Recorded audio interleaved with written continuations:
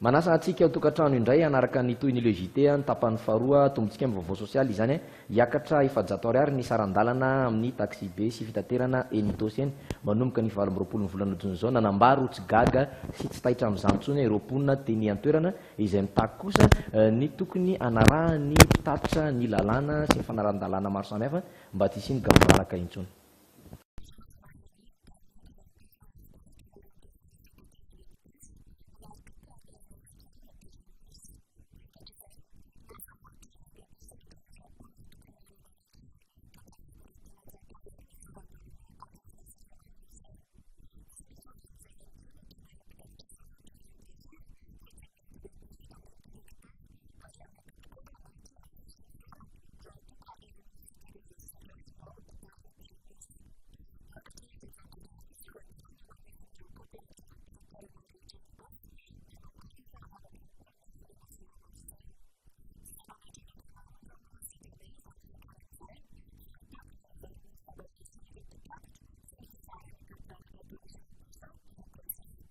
Raha ohatra ny aloha miakatra 700 izy ka manaja tsara an'ilay circuit ny hoe any Analakely ny farany dia ataoko hoe tsy manina raha ohatra ny izy ka hoe anao 700 nefa eo am-pefilo ihany farany dia maty antoko izay mpanjifa. Tokony tsy hodineto izany ary zareo amin'ny hariva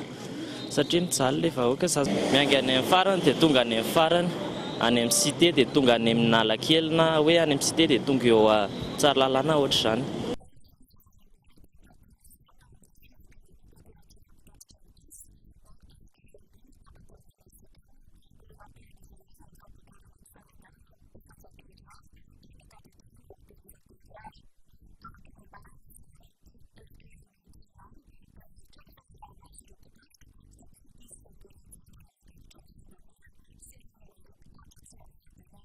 Amin'ny tena ezaka tena hoe ataony UFKMI io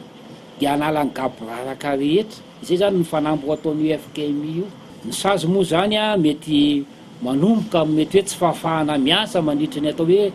tena voafetra, mety 3 andro aloha voalohany, mety tonga ny 7 andro, mety efara amin'ny hoe tsy hahafahana miasa intsony aty amin'ny faritra misy ny FKMI. Vaovao ny serasera dia hiezaka ny ampanaraka ao amin'ny teknôlôjia ny tontolon'ny televiziona eto amintsika ny tompon'andraikitra mpanjakana mahakasika izay ary dia nanambara fa tsy maintsy avadika ho numerika avokoa ny televiziona rehetra eto Madagasikara manomboka ny volana jona taona 2024 ho avy izao raraka ny vinavina.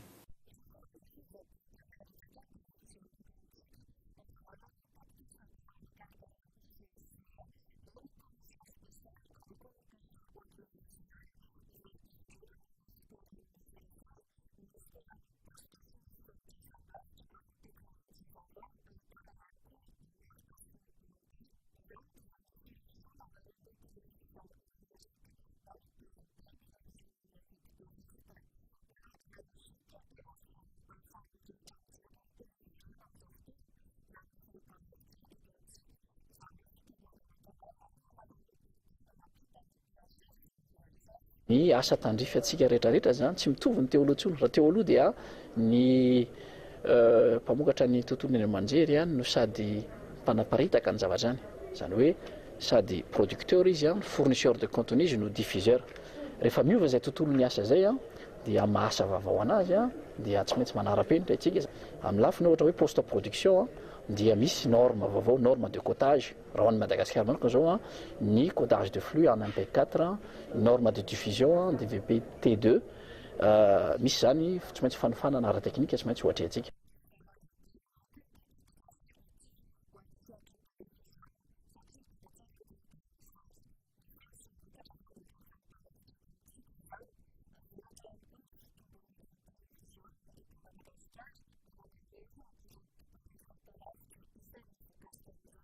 Rehefa tonga ny fotoana vonona na ASD na sary miomana amin'izany no tsikelikely rehefa tahina mipetraka fotsiny le olona hijery ve le spectateur zany mijery zany fotoana zany rehefa tena mivadika ko vonona ve le olona fa ny tena mariana fotsiny koa a lazay natataon'ny tika atelier ty zany hoe tokony hivana directeur national ho an'ny fiainana dia anisan'ny nandraindraina anisiny aloha zany tsy afeno anisan'ny miandray an'izany fampatako hoe amin'izao efa maninona marina moa manatra-panontanizy fa maninona marina moa ny ataontsika hoe opérateur satellitaire afaka manotraka Madagasikara amin'ny vahiny fa maninona ny télévision gasy tsy afaka manotraka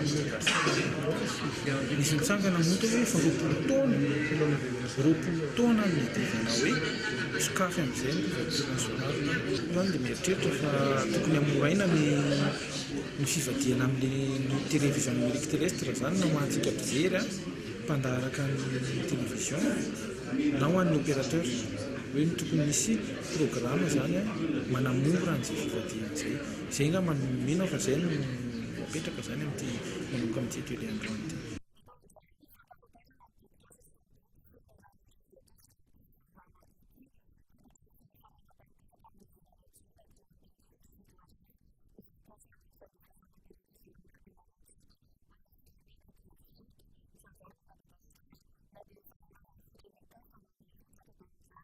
Tontolon'ny fampianarana indray dia efa miverina amin'ny lohan'ny ankehitriny ny fampianarana eny ivony CEG eny Ivato aéroport eny taorian'ny fifandaminana teo amin'ireo tompon'andraikitra sy ny orinasa Europac izay nisy olana teo aloha.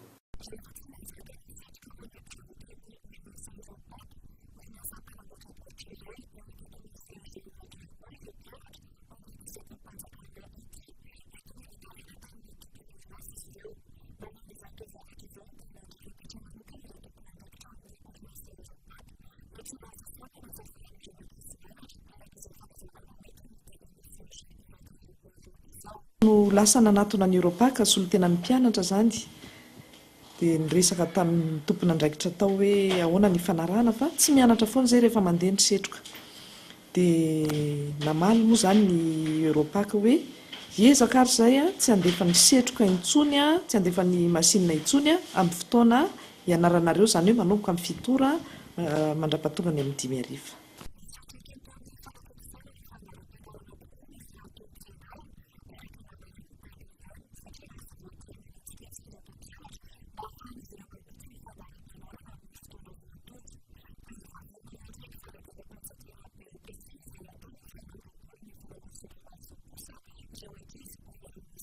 Ary farany vaovao ny sosialy resaka teknôlôjia hiezaka ny metolotra vaovao amin'ny tablety indray ny FIMA FM ao anatin'ilay hetsika promo price izay anomboka rampitso.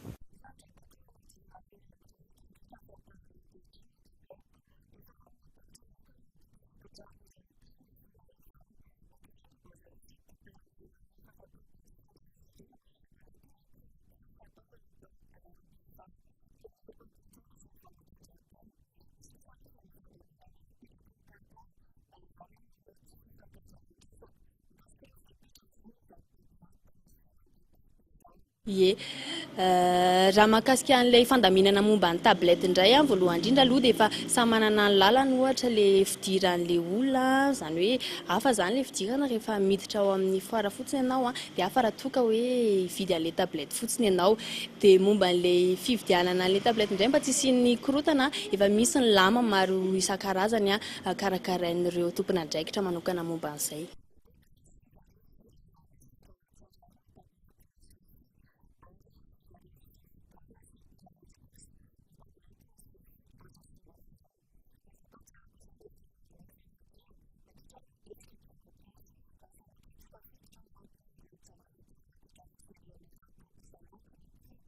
Ka tianao azo zany mandritra ny promo price le tablette dia omena ticket kely ianao dia izy fisarihana dia tablette 100 isan'andro zany mandritra ny promo price no zaraina amin'olona zany dia mametraka an'ilay 40% tsika raha toa ka hikomandy an'ilay tablette dia 30 andro aty aoriana 80 andro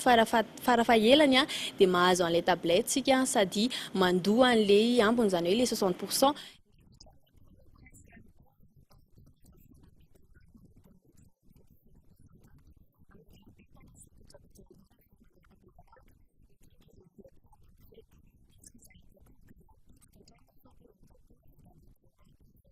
manomboka eto jery ny vaovaon'ny kolotsaina sy ny fanatanjahantena isika ny vaovaon'ny kolotsaina aloha dia i OJH sy Missy J no nahazo ny fanaram-piaramiasa vaovao amin'ny Gasploit taoriny fandresen'izy ireo nandritry ny Click Jam ny sabotsy lasa teo.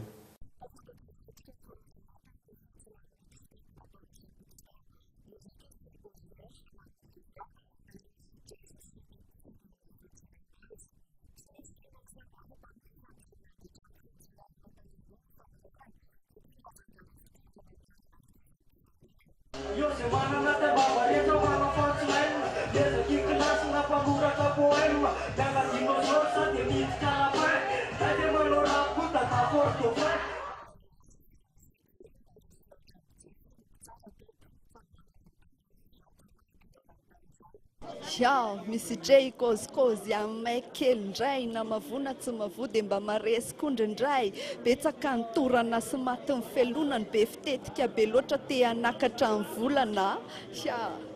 vao voalohany nandray anjara fa tany ambadimbadika tany foana manao firisifirista kely sy ny sisy samihafa aloha zany dia tsika koa efa maman dia nefa mbola mirapy any dia paise mahafinaritra le izy satria manala azy fotsiny. Ny point fort ko ny tena marina eo amin'le fantsy mihitsy, eo amin'le fantsy ny tena hitako hoe na lasa finale valika efa ela koa ny ady tamin'io dia zao azo le izy efa tanjona ny azo an'io dia zao azo le izy.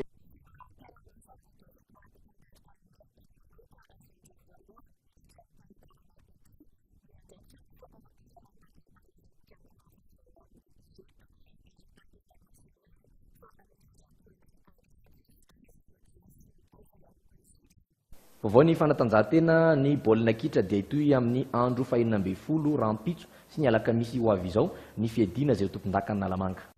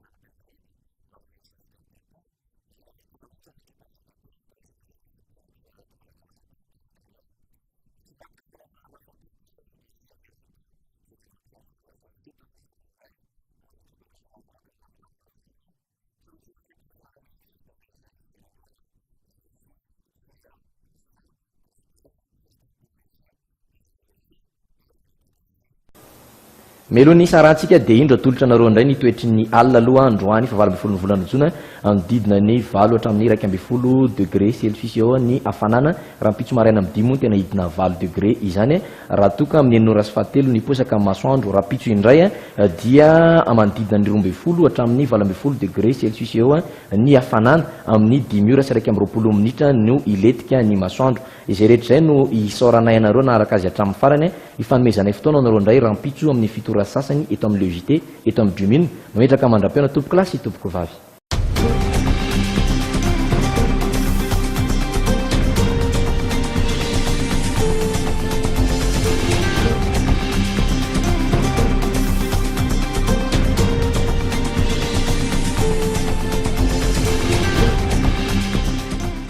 Ni le JT miaraka amin'ny art de vivre. Au cœur de l'actualité du JT, en roulant avec Continental Auto. RTL, nanutra wanoteu. JK Group vous présente